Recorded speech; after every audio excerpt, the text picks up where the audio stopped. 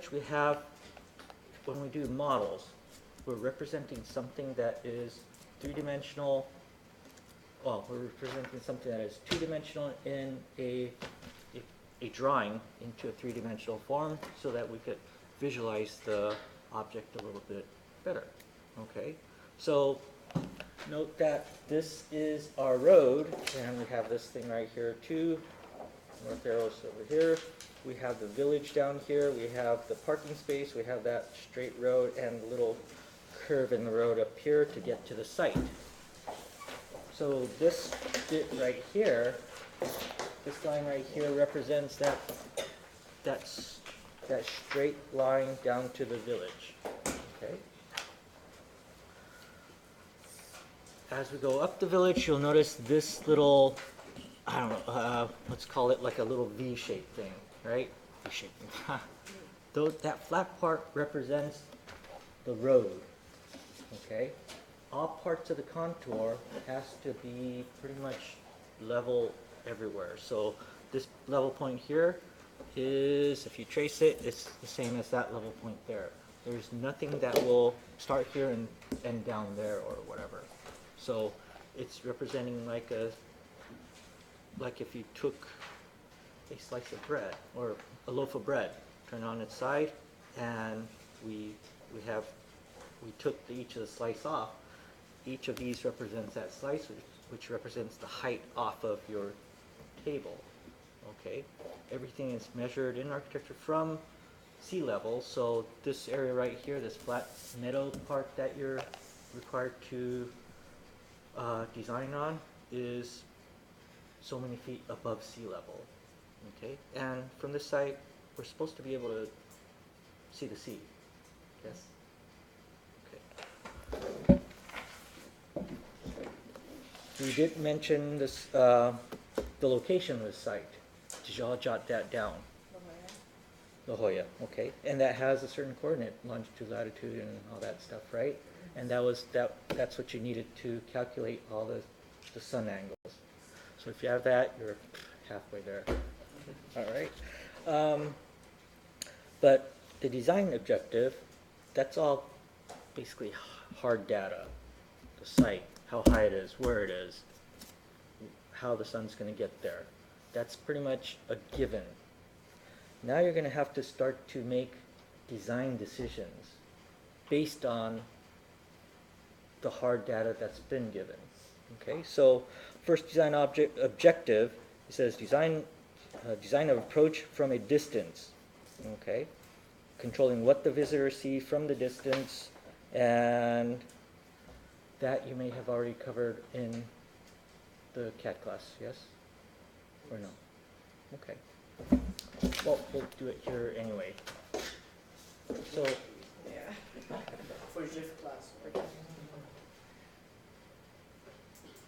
So, what is the approach of the site? Basically, the visitor is gonna approach to the building, just Okay. the side of the building from approaching to it. Yes. Now, where does that approach sequence begin? As soon as you can see it, right? Well, I mean, see something that True. you're walking towards, right? 'Cause you have a goal. Then you see something, you have a goal. But sometimes you design something that you don't see, but you know it's there. right. I mean, if this gallery is, you know, it has a famous painting in there, or it's dedicated to a certain artist, and the audience wants to go seek it, they know it's there. So that means that, yes, you can, one choice is to make something that's visible, that you can see right away, and you can head towards that goal. Another choice is to do this wayfinding thing that becomes more of a discovery of that particular object. Okay, so that comes to mind, design in an axial approach path, which means that well, actually there's really only one way to get to the site when we look at the overall vicinity map.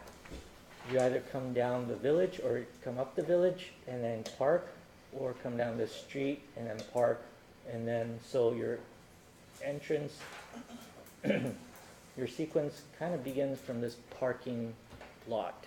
You might have checked on Google, researched it, and hey, there's this gallery up in the mountains that you have to hike to. Did you know that you have to hike to this thing? Yeah, because that's what it says. I wouldn't hike down. There better be some great art in there. But now we park here and then get off and start hiking, trekking our way up this mountain. As soon as we get to this point, we know that there's a curved path. Okay? What are these things? Okay, these circle things. Those are trees. What are these things over here? Rocks. Okay, they're those little rock walls. If anybody's seen Shawshank Redemption, you'll know, those little stone rear walls. Those are what it's meant to be, which means that you can kind of see the meadow, but maybe you can't get to it. Of course, depending on how tall you are, you might be able to see over this hill slough right here, or you may not. And then if there's a bunch of rock walls here, you may not be able to see into this meadow, right? So that's something that we have to take in consideration. That's one of our decision-making objects, okay? Decision-making subjects. Okay, we have to, 3, entrance element statement in relation to approach path. Okay, so that has to do with your building. On your generic model that you've probably been modeling in the 121 class, you made these subtractive porches, right? Subtractive volumetric subtraction. In this project, those are going to be either your entrance porch or your sunset porch. So those are going to have to locate it on facing certain direction of your site. Number 4, what's this? Number 4 is what?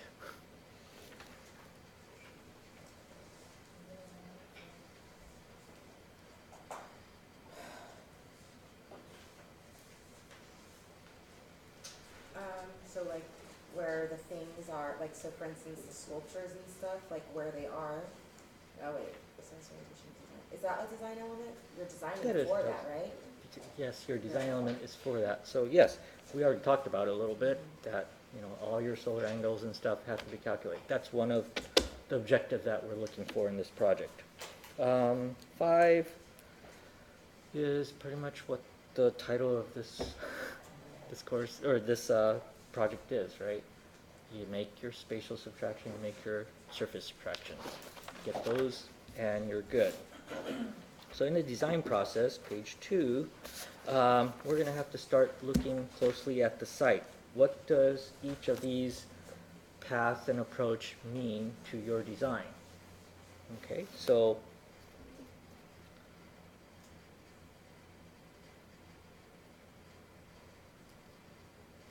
we have,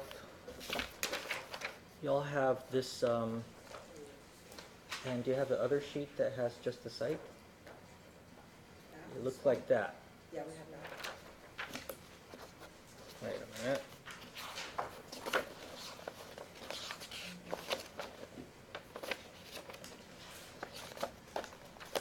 I might have to get a print of that for you then.